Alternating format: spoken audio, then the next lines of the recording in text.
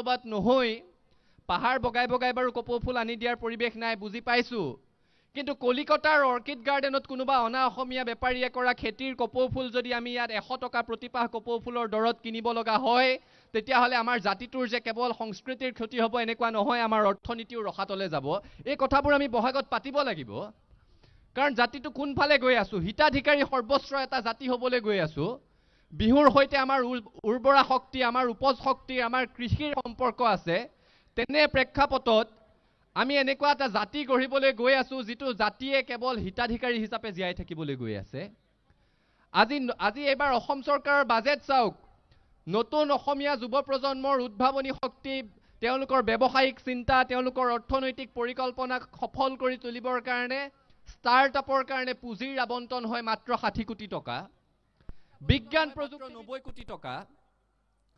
1250 টকাকৈ মাহে দি vote bank সৃষ্টি কৰিবৰ কাৰণে অৰুণোদয় আঁচনিৰ নামত ধাৰ্য কৰা হয় 5000 কোটি টকা পাৰ্থক্য ভাবি চাওক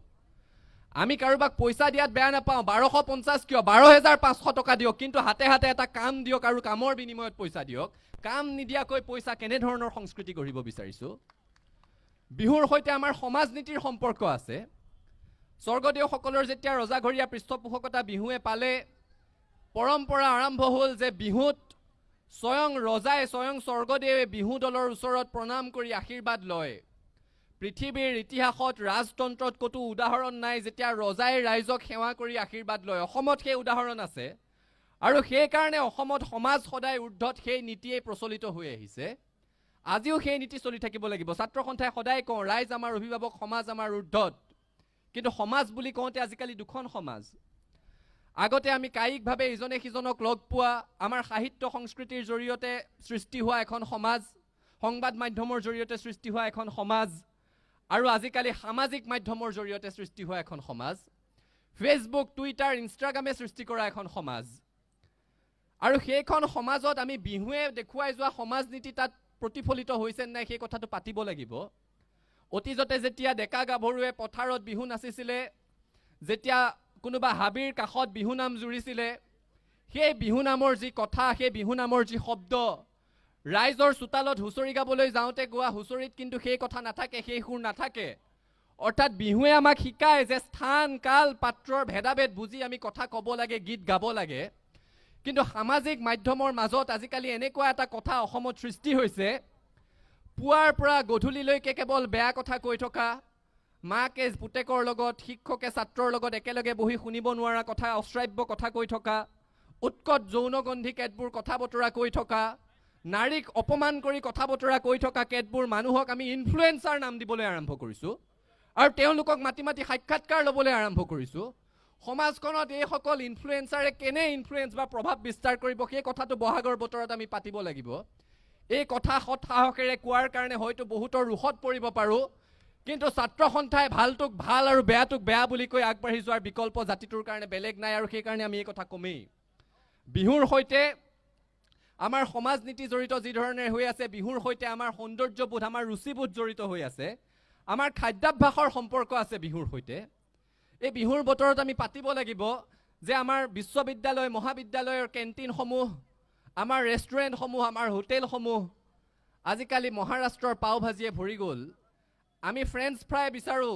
কোৰ খাদ্য বেলজিয়ামৰ খাদ্য পাস্তা বিচাৰো কোৰ খাদ্য ইটালীৰ খাদ্য মমো খাব বিচাৰো কোৰ খাদ্য টিবেটৰ খাদ্য সেইবোৰ আঁকোৱালি লোৱাত আপত্তি নাই কিন্তু সেইবোৰে যি ধৰণেৰে আমাৰ বজাৰ দখল কৰিছে আমাৰ পিঠা পনা কোমল চাউল বৰা চাউলৰ জলপানে বজাৰ দখল কৰিব পাৰিছে নে নাই সেই কথাও কিন্তু আমি বহাগৰ বতৰতে পাতিব লাগিব নহলে জাতিটো কোৰ পৰা আৰম্ভ কৰি ক'ত গৈ আছো সেই কথাৰ আমাৰ উপলব্ধি লাগিব আমাৰ অৰ্থনৈতিকভাৱে কৈছোৱে কুঙা হৈ আহিছো হিতাধিকাৰী সৰ্বস্ব এখন এটা জাতিলৈ পৰিণত হৈছো তেনে প্ৰেক্ষাপটত আমাৰ বিয়াবোৰ আপোনালোকে চাওকচোন জ্যেষ্ঠসকল আছে কাৰণে কৈছো অসমীয়া বিয়া কেতিয়াৰ পৰা 4 দিনীয়া হ'ল আগতেতো জোৰোণ আৰু বিয়াহে আছিলে অৰ্থনৈতিকভাৱেও মানুহ সক্ষম হৈ আছিলে বিয়াখন পাতিব পৰাকৈ কেতিয়াবা টনাটনি হলে দিনবাৰ নিমিলিলে আৰ্থিক সক্ষমতা চাই একেদিনাই আগবেলা জোৰোণ ৰাতিলৈ বিয়া হৈছিলে এতিয়া দেখাক দেখি মেহেন্দি বুলি এটা দিন সংগীত বুলি এটা দিন বিয়াৰ নামত দুটা দিন অৰ্থনৈতিকভাৱে আমি জাতিটোৱে সেইটো বহন কৰিব পাৰিছো নেকি আৰু ফলত কি হৈছে আমাৰ আপুৰুগীয়া বিয়া নামসমূহ হেৰাই গৈছে আগতে কইনাই কান্দি কান্দি বিদায় লৈছিলে আয়তীয়ে বিয়া নাম জুৰিছিল নামদাং নদীতে শিলৰে খাকো দেউতাক মই এৰি থৈ কিদৰে থাকো এতিয়া কইনাই বিদায় ল'ব আৰম্ভ কৰিছে বন্নুৰে বন্নু মেৰি চলি সসুৰা লাখিও মে পানী দে গয়া কৰ পৰা কলৈ গৈ আছো জাতিটো এই কথা বহাগত পাতিব লাগিব আৰু সৰ্বোপৰি বিহু আমাৰ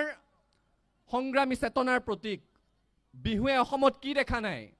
বিহুৱে আহোম সাম্ৰাজ্যৰ উত্থান দেখিছে মানৰ আক্ৰমণো দেখিছে ব্ৰিটিছৰ কাৰ্যকালত বিহু অসমতে নিষিদ্ধ হোৱাৰ এটা উপক্ৰম হৈছে আকৌ অসমীয়া ৰাইজে সংগ্ৰাম কৰি বিহুক জীয়াই তুলিছে আৰু তেনে প্ৰেক্ষাপটত অসম আন্দোলনৰ সময়তো বিহুৰ সুকীয়া ভূমিকা আছে সেয়েহে বিহুৰ বতৰতে জাতিটোৰ পৰা আশীৰ্বাদ বিচাৰিছো মূল্য বৃদ্ধিৰ পৰা অবৈধ বিদেশীৰ প্ৰব্ৰজনলৈ বৃহৎ নদী বান্ধৰ পৰা সাংবিধানিক সুৰক্ষা কৱচ সংৰক্ষিত কৰালৈকে দেধাৰ সমস্যাৰে আমাক জাতিটোক আৱৰি আছে এই ক্ষেত্ৰত ৰাইজৰ অভিভাৱকত্বত ছাত্ৰ সন্থাই সংগ্ৰাম অব্যাহত ৰাখিব বিচাৰিছো আৰু এই ঐতিহাসিক জজ খেলপথাৰৰ বাকৰিৰ পৰা জাতীয় জীৱনৰ সৰ্বতো প্ৰকাৰৰ উত্তৰণৰ যাত্ৰাত সদৌ অসম ছাত্ৰ সন্থাৰ প্ৰতি আপোনালোকৰ অভিভাৱকত্ব আশীৰ্বাদ কামনা কৰি সদৌতিলৈকে পুনৰ সেৱা নিবেদি ৰঙালী বিহুৰ উলক যাচি মই মোৰ ক'বলগীয়াখিনি সামৰিছো আমি একেলগে আছিলো একেলগে আছো একেলগে থাকিম হাতে হাত ধৰি আগবাঢ়িম সফলতাৰ আকাশ চুমিম ধন্যবাদ জয় আই অসম